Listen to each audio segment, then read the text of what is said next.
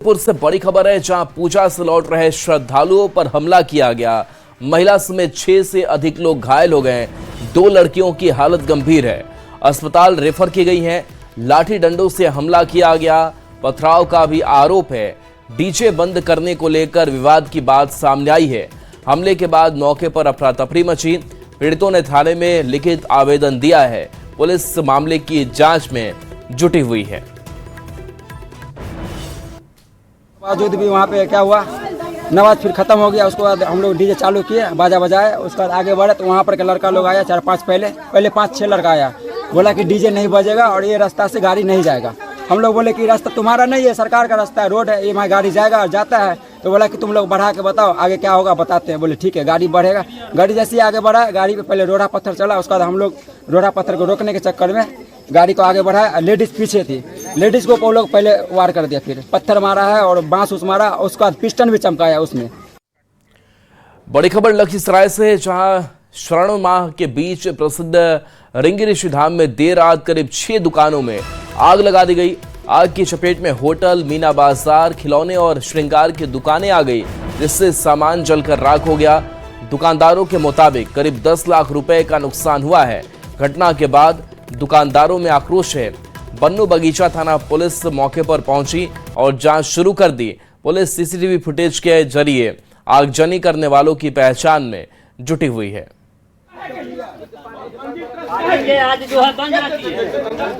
जहां गढ़हनी प्रखंड के मथुरापुर गांव में प्रशासन ने अतिक्रमण हटाने की बड़ी कार्रवाई की है। बुलडोजर चलाकर 9 पक्के मकानों को ध्वस्त कर दिया गया। प्रशासन के मुताबिक एसडीओ के आदेश पर जमीन को अतिक्रमण मुक्त कराने के लिए कार्रवाई की गई। वहीं प्रभावित परिवारों का कहना है कि मकान 10 साल से ज्यादा पुराने थे और बारिश के मौसम में उन्हें घर खाली करने के लिए समय दिया जाना चाहिए था। कार्रवाई के बाद ग्रामीणों में नाराजगी और मायूसी है। पीड़ित परिवारों ने वैकल्पिक व्यवस्था की मांग की है।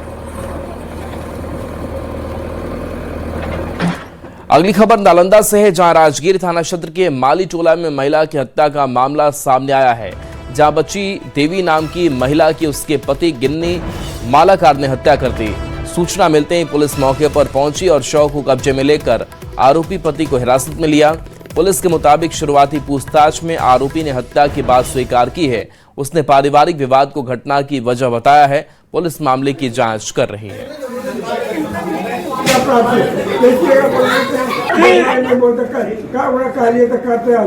अरे छोड़ पढ़िए गिरी तब बोल करके खत्म होने पर मरुआ लड़का करुआ मार लात मार फट जल मतलब है। अगर वो चाहते तो बात खत्म कर सकती थी, मगर उसमें बात बढ़ाने का आदत है। अब क्या होगा वही होगा जो मंजूर खुदा होगा। फांसी चढ़ाएंगे, सजा मांगेंगे जज साहब से कि मुझे मौत की सजा दीजिए, फांसी दीजिए। इससे पहले ही मम्मी दूध लेने सुबह जाती थी, दूध लेने के लिए। जैसे ही वो बाहर गेट पर आई, पीछे से वो पूरा गला रह दिया, चाकू से पूरा हमला कर दिया। तब तक हमारा निरंजन पड़ोसी जो है हमारे पास फोन किए, भूपेंद्र कहाँ चले घूमे जाएंगे तो जल्दी तो पापा मम्मी के तोरा पूरा चाकू मार दो। पुनः वो गिरते पड़ते आए, देखे तो मम्मी रोड पर बेसुध पड़ी हुई है। फिर टोटो से हॉस्पिटल लाए, डॉक्टर बोला कि अब नहीं आपकी माँ। झगड़ा भी हुआ था क्या? कुछ नहीं भैया, कुछ नहीं। मानव तस्करी एक बड़ी चुनौती बनती जा रही है। पुलिस और सरकार कई संगठनों के साथ मिलकर इसे रोकने की पूरी कोशिश कर रही है। कई कड़े कदम उठाए जा रहे हैं, लेकिन अब भी ये पुलिस के सामने बड़ी परेशानी बनी हुई है। इस मुद्दे पर विचार और सुझाव के लिए पटना के ज्ञान भवन में एक सेमिनार का आयोजन किया गया, जिसमें भारत के पूर्वी जोन के राज्य झारखंड, बंगाल, ओडिशा और बिहार के प्रतिनिधि शामिल हुए। कार्यक्रम में मुख्यमंत्री सम्राट चौधरी भी शामिल रहे। इस मौके पर मुख्यमंत्री ने कहा कि जो बच्चे भटक कर चले जाते हैं उनके लौटने की उम्मीद भी रहती है, लेकिन जिन्हें गायब कर दिया जाता है परिवार को उनके लौटने की उम्मीद कम होती है। ऐसे में बिहार सरकार इस दिशा में हर संभव सहयोग कर रही है और जो भी सुझाव आएंगे उस पर सरकार विचार कर अमल करेगी। पूर्ण रूप से आपको भरोसा देता हूं, हमारी सरकार पूर्ण रूप से आपके इस अभियान में पूरा साथ देगा और डीजीपी और चीफ सेक्रेटरी लगातार इसकी मॉनिटरिंग भी कर रहे हैं और कई चीजों का रिजल्ट भी है कि एक महीने में लगभग 1200 से अधिक बच्चों की रिकवरी की जा रही है। तो इन चीजों को और बढ़ाने के हमको जिस तरह का भी सुझाव आप लोगों के माध्यम से आएगा, हम जरूर इंश्योर करते हैं कि आपके सुझाव पर पूरी तरह बिहार सरकार काम करके बिहार के बच्चे और बिहार से जो गायब हुए लोग हैं उनको रिस्टोर करके उनको पुनर्वासित करने का भी काम लगातार करता रहे। मुख्यमंत्री सम्राट चौधरी आज सीतामढ़ी दौरे पर हैं, जहां उन्होंने मां जानकी की पूजा आराधना की। मुख्यमंत्री पुनौरा धाम पहुंचकर माता जानकी के नए अस्थायी गर्भगृह में पूजा अर्चना की और प्राण प्रतिष्ठा कार्यक्रम में शामिल हुए। इसके बाद डुमरा के राघोपुर बखरी में ब्रूड बैंक परियोजना का शुभारंभ करेंगे और सुधा के नए प्रोजेक्ट का उद्घाटन भी होना है। और राकेश हमारे साथ फोन लाइन पर है। राकेश, सीतामढ़ी में है मुख्यमंत्री सम्राट चौधरी, अभी क्या कुछ चल रहा है? जी, मैं आपको बता दूं कि सीतामढ़ी का जो प्रसिद्ध पुनौरा धाम मंदिर है उसमें अभी जश्न और उल्लास का माहौल कायम है, क्योंकि 1000 करोड़ रुपए की लागत से मंदिर का निर्माण हो रहा है। भारत सरकार और राज्य सरकार के द्वारा दोनों के सहयोग से इस मंदिर का निर्माण हो रहा है और मुख्यमंत्री जो सम्राट चौधरी है इसी उपलक्ष्य में यहाँ पहुंचे हुए हैं, क्योंकि जो पुराने मंदिर है उसको अब तोड़ा जा रहा है, क्योंकि नए मंदिर का निर्माण करना है, भव्य मंदिर का निर्माण करना है। तो जो गर्भगृह माता सीता और भगवान राम का गर्भगृह था यहाँ पर, उसको क्षतिग्रस्त करना है, क्योंकि वहां पर नया भव्य मंदिर का निर्माण करना है। तो तत्काल अस्थायी गर्भगृह का निर्माण किया गया है, जहां पर सम्राट चौधरी जो मुख्यमंत्री हैं वो पूजा अर्चना कर रहे हैं। और आप तस्वीरों के जरिए देख सकते हैं कि काफी उल्लास का माहौल है। जो केंद्रीय मंत्री ललन सिंह है वो भी यहाँ पर मौजूद है और बड़ी तादाद में जो स्थानीय जेडीयू और बीजेपी के लोग हैं उनका भी यहाँ पर उपस्थिति है और कड़ी सुरक्षा व्यवस्था है। और काफी यहाँ पर पिछले कई दिनों से लगातार तैयारी चल रही थी, क्योंकि यहाँ के जो लोग हैं वो उनकी मांग लगातार पहले से थी, काफी लंबे अरसे से थी कि माता सीता का जो मंदिर है उसका भव्य निर्माण हो सके। तो इसको लेकर सरकार के द्वारा यहाँ पर तकरीबन 1000 करोड़ रुपए का आवंटित किया गया राशि, उसके अलावा तकरीबन 56 एकड़ जमीन का भी अधिग्रहण किया गया है। और यहाँ पर कंस्ट्रक्शन कंपनी के द्वारा भारी तीव्र गति से यहाँ पर कार्य कराया जा रहा है और लगातार इस मंदिर के जो पुराने अवशेष हैं, जो सर्किट हाउस थे और दूसरे मंदिरें हैं, उसको ध्वस्त किया जा रहा है और वहां पर नए सिरे से निर्माण कार्य द्रुत गति से जारी है। तो आज सम्राट चौधरी जो यहाँ मुख्यमंत्री पहुंचे हुए हैं, आप तस्वीरों के जरिए देख सकते हैं कि जो मंदिर है अस्थायी जो गर्भगृह का निर्माण किया गया है, वहां पर जो पुराने मंदिर में मूर्तियां स्थापित थी उसको यहाँ पर स्थापित किया गया है और फिर से मंत्रोच्चारण किया गया है और प्राण प्रतिष्ठा के जरिए सभी मूर्तियों को यहाँ पर स्थापित किया गया है। तब तक, क्योंकि जब मंदिर का वहाँ पर निर्माण कार्य फिर से पूरा हो जाएगा तो फिर इन मूर्तियों को वहाँ पर स्थापित किया जाएगा और फिर से समारोह आयोजित किए जाएंगे। तो कहा जा सकता है कि सीतामढ़ी के लोगों का एक लंबे सपना कहा जा सकता है और सीतामढ़ी नहीं कह सकते हैं, पूरे मिथिलांचल के लोगों का यह सपना रहा है कि माता सीता को अपना घर मिले और भव्य घर मिले। जो अयोध्या के तर्ज पर भगवान राम का मंदिर बना था उसी तर्ज पर यहाँ पर भी माता सीता का मंदिर बने तो लोगों का सपना साकार होता दिखाई दे रहा। तो कि राज्य सरकार और केंद्र सरकार दोनों काफी गंभीर है इस मसले को लेकर और समय समय पर जो बिहार सरकार के बड़े अधिकारी हैं वो यहाँ पर आके मंदिर निर्माण कार्य की समीक्षा भी करते हैं और डिस्ट्रिक्ट एडमिनिस्ट्रेशन भी के द्वारा भी यहाँ पर कई बड़े अधिकारियों को तैनात किया गया है नोडल पदाधिकारी के रूप में। तो यही आज वजह है कि यहाँ के लोगों में काफी खुशी है और जो कंस्ट्रक्शन कंपनी है और जिला प्रशासन है उनके द्वारा श्री राम सीता मंडपम जो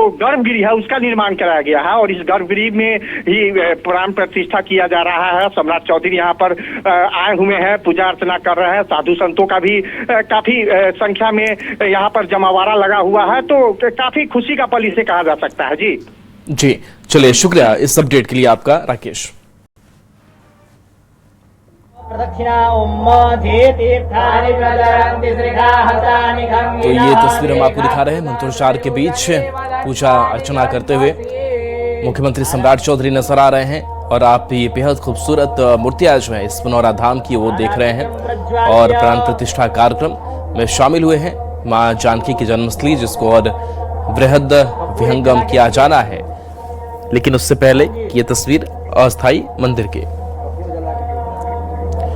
बिहार में निकाय चुनाव में अभी और देरी होगी क्योंकि 2011 की जनगणना के आधार पर पहले परिसीमन होगा, उसके बाद ही चुनाव की प्रक्रिया शुरू होगी। पंचायती राज मंत्री दीपक प्रकाश ने यह बड़ा बयान दिया। मधेपुरा में उन्होंने कहा कि सरकार ने पहले 2011 की जनगणना के आधार पर पंचायतों का परिसीमन कराने का फैसला लिया है। निर्वाचन विभाग इस दिशा में परिसीमन से लेकर आरक्षण रोस्टर तैयार करने के बाद ही आगे बढ़ेगा। दीपक प्रकाश ने कहा कि ऐसी स्थिति में अभी ये कहना मुश्किल होगा कि पंचायत चुनाव बिहार में कब तक हो सकते हैं, लेकिन चुनाव जल्द कराने की दिशा में पंचायती राज विभाग हर संभव कदम उठा रहा है और निर्वाचन विभाग को पूरा सहयोग करेगा। पंचायत चुनाव से पहले परिसीमन का काम होना है। सरकार का निर्णय हुआ है परिसीमन कराए जाएंगे 2011 की जनगणना के आधार पर। उसके उपरांत चुनाव का काम होगा। परिसीमन का काम हो या आरक्षण के रोस्टर का काम हो या चुनाव का काम हो, ये सारे काम निर्वाचन आयोग के निर्देशन में होते हैं। और टाइमलाइन मेरे लिए कमिट करना मुश्किल होगा क्योंकि सारे काम निर्वाचन आयोग को ही करने हैं। निर्वाचन आयोग इसके बारे में तय करेगा कि कब हो पाएगा, लेकिन पूरी कोशिश रहेगी विभाग के द्वारा जो कुछ भी सहयोग दिए जाने की जरूरत है निर्वाचन आयोग को, ताकि सभी काम समय पे हो, सही तरीके से हो। इसके लिए विभाग लगातार सहयोग दे रहा है और पूरी कोशिश रहेगी कि समय पर सारे काम करें। अगले शनिवार को स्वतंत्रता दिवस है और इसके पहले तिरंगा यात्रा को लेकर बिहार में सरकार और बीजेपी ने बड़ी तैयारी की है। 10 अगस्त को पटना में तिरंगा यात्रा निकाली जाएगी, जिसमें मुख्यमंत्री सम्राट चौधरी भी शामिल होंगे। प्रदेश बीजेपी अध्यक्ष संजय सरावगी ने कहा कि इस बार तिरंगा यात्रा गांवों तक भी जाएगी। इसके लिए बिहार सरकार ने भी बड़ी तैयारी की है और भारतीय जनता पार्टी भी हमेशा से तिरंगा यात्रा निकालती रहती है। गांव गांव में, नीचे स्तर तक, पंचायतों में, मंडलों में, प्रखंडों में, जिलों में भी इस बार बड़ी बड़ी तिरंगा यात्राएं निकलेगी। और पटना में 10 तारीख को माननीय मुख्यमंत्री जी खुद इस कार्यक्रम में रहेंगे।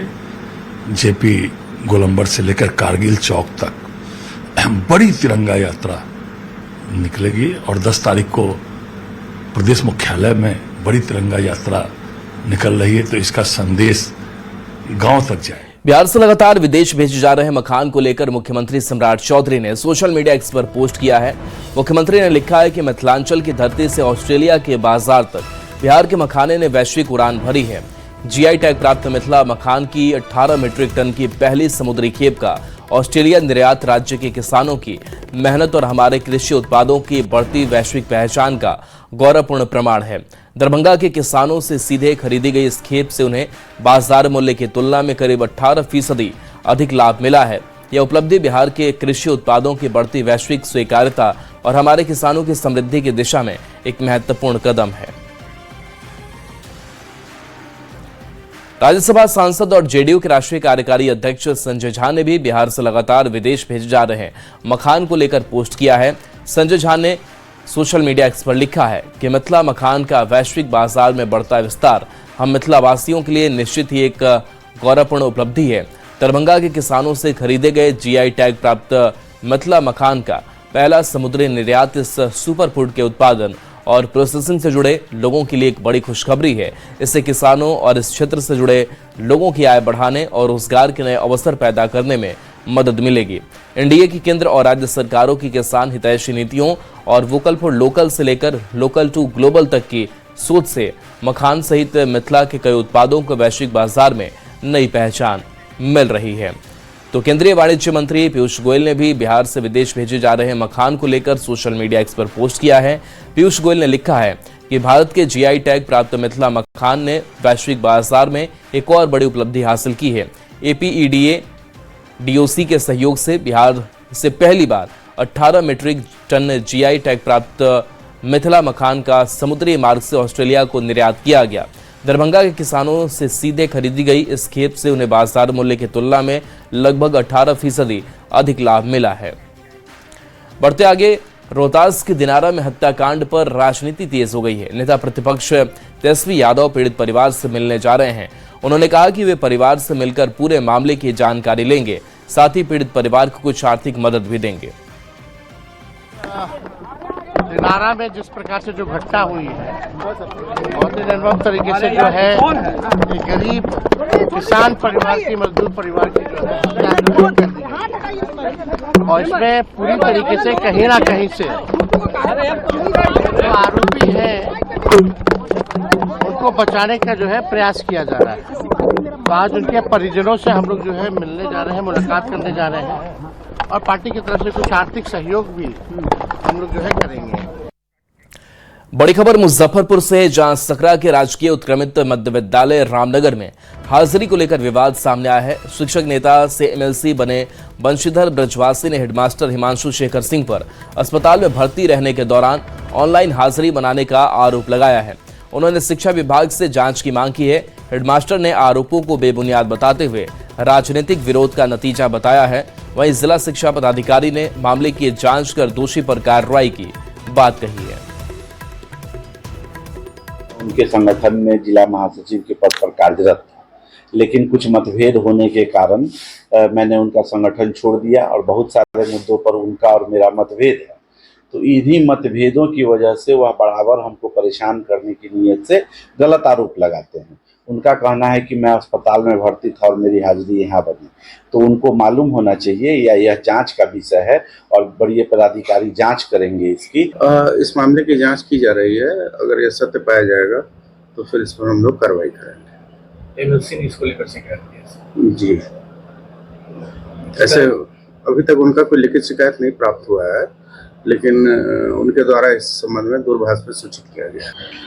क्या बिहार में अब शिक्षक फर्जी तरीके से हाजिरी बना रहे हैं? मुजफ्फरपुर से ही कुछ ऐसा मामला सामने आया है जहां पर एक शिक्षक पर हाजिरी घोटाला करने का आरोप लगा है और ये आरोप किसी और ने नहीं बल्कि एक एमएलसी और शिक्षक नेता बंशीधर ब्रजवासी ने लगाया है। दरअसल मुजफ्फरपुर के सकरा प्रखंड के उत्क्रमित मध्य विद्यालय रामनगर के हेड मास्टर हिमांशु शेखर सिंह पर यह गंभीर आरोप लगा है कि वह बीते दिनों अस्पताल में भर्ती थे, बावजूद उनका रेगुलर अटेंडेंस वो भी ऑनलाइन इस शिक्षा पोर्टल पर बनता रहा। तो ऐसे में सवाल उठता है कि आखिर यह अटेंडेंस कैसे बना जबकि वह अस्पताल में भर्ती थे, क्योंकि इस बात को लेकर उन्होंने कई सबूत भी दिखाए हैं और बताया है कि जो ई शिक्षा पोर्टल है उसमें जो अटेंडेंस बना हुआ दिख रहा है उसमें रोज अटेंडेंस बना हुआ दिख रहा है, जबकि जो शिक्षक हैं उनका एक्सीडेंट हो गया था, गंभीर एक्सीडेंट हुआ और वह अस्पताल में भर्ती थे। उनसे मिलने कई बड़े नेता भी पहुंचे थे और वहां पर उन्होंने फेसबुक पर भी इसकी जानकारी डाली थी कि उनका एक्सीडेंट हो गया है, शिक्षक का एक्सीडेंट हो गया है। तो अगर वह अस्पताल में भर्ती थे तो फिर उनका अटेंडेंस कैसे बन रहा है, इसको लेकर कई गंभीर आरोप भी लगाए गए हैं। हालांकि अब इस तमाम चीज़ों को लेकर शिक्षक ने भी खुले तौर पर कह दिया है कि ये तमाम जो आरोप है वह बेबुनियाद है। हिमांशु शेखर सिंह जिन पर यह गंभीर आरोप लगा है उन्होंने सीधे तौर पे कहा है कि ये सभी आरोप बेबुनियाद है। वो लगातार ड्यूटी कर रहे हैं क्योंकि जब उनका एक्सीडेंट हुआ तो वो ऑपरेशन हुआ, तो वो ऑपरेशन अब इस तरीके से होता है कि अब आपको ज़्यादा दिन अस्पताल में नहीं रहना पड़ता है। और उन्होंने इस पूरे जो आरोप लगे हैं इसको राजनीतिकरण का शिकार बताया है कि इसको लेकर वो एमएलसी से उनकी नहीं बनती है, जिसको लेकर ये तमाम आरोप लगा रहे हैं और इसको लेकर वह फिर उनके खिलाफ भी कार्रवाई करवाएंगे। हालांकि इस पूरे मामले में अब डीईओ ने जांच के आदेश दे दिए हैं। जो जिला शिक्षा पदाधिकारी हैं उन्होंने कहा है कि मामले की जांच कर रहे हैं, शिक्षक के हाजिरी की जांच कर रहे हैं। अगर इसमें कहीं भी गलती सामने आती है तो शिक्षक पर कार्रवाई हो सकती है। मुजफ्फरपुर से न्यूज 18 के लिए प्रियांक सौरभ। अररिया से बड़ी खबर, जहां उद्योग विभाग का जीएम गिरफ्तार किया गया है। 50,000 रुपए घूस लेते गिरफ्तारी हुई है। निगरानी की टीम ने गिरफ्तार किया है अनिल कुमार मंडल, घूस लेते गिरफ्तार किया गया है। मशीन के बदले कमीशन मांगा था। 17 लाख की मशीन पर कमीशन मांगा था। 5% की दर से कमीशन मांगा गया था। सप्लाई का व्यवसाय करते हैं, वो उद्योग विभाग से जो मशीन जिस दुकान से सप्लाई होता है वहाँ पर इन्होंने करीब 17 लाख का मशीन लोगों को दिया था, जिसमें उद्योग विभाग के महाप्रबंधक के द्वारा कमीशन के रूप में पैसे की मांग की जा रही थी। 5% कमीशन के हिसाब से 85,000 रुपया इनके कमरे आलम से मांग की गई थी। धावा दल के द्वारा आज अररिया में जहां पर उद्योग के महाप्रबंधक अनिल कुमार मंडल किराए के मकान में रहते थे, वहां पर कमरे आलम से 50,000 रुपया रिश्वत की राशि लेकर अलमीरा में रखे थे, जहां से निगरानी की टीम द्वारा रिश्वत की राशि 50,000 रुपया बरामद की गई और अनिल कुमार मंडल को रंगे हाथ गिरफ्तार किया गया है।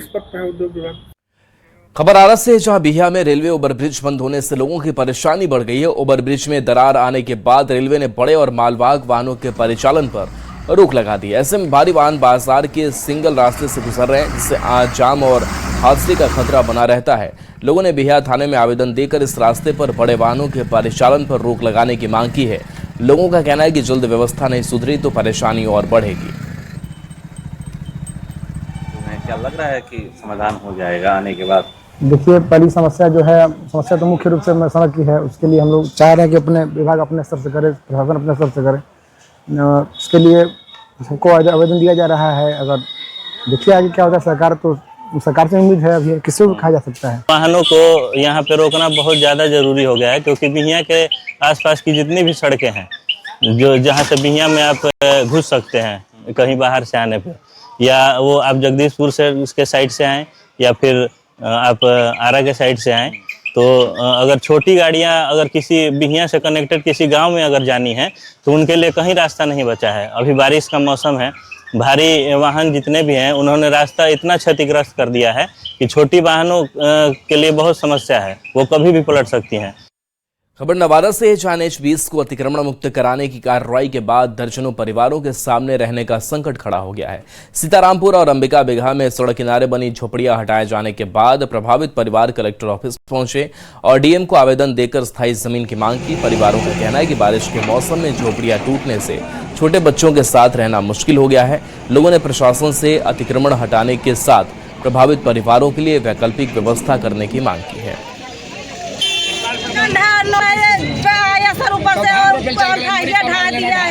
हम लोग कहाँ रहेंगे? बरसात के टाइम है, मौसम कहाँ लेके रहेंगे छोटा छोटा बच्चा। हम लोग के सोचना नहीं दिया है कि घर ढहा जाते हैं, नहीं ढहाएगा बोला है, नहीं आगे ढहा दिया हम लोग। कहाँ का मामला? अमीर का टूट रहा है, वो सीतारामपुर मोड़ है, उधर साइड में लगा हुआ है, तो रोड के किनारे है, तो रोड के किनारे से ये टूटेगा सर, तो इसका भी तो कोई सावधान होगा ना कि कहीं पे देने का। ये सर इन लोग का होना चाहिए, नहीं तो रहेगा कहाँ? अभी बारिश का समय है, कितना घर रहेगा? मतलब 100-200 घर है, तो 200 घर, हाँ 100 घर के 200 घर 100 घर होगा। आ रहे हैं, अभी घर से निकलेगा, बरसात के समय है सर, बरसात के समय है, कहाँ पर निकल के भी जाए? कुछ व्यवस्था कर दीजिए तब निकल जाएंगे, व्यवस्था दे दीजिए निकल जाएंगे। व्यवस्था करेगा? अभी बरसात का टाइम है, बाल बच्चा सब है सर, अभी बाल बच्चा कहाँ ले जाएंगे?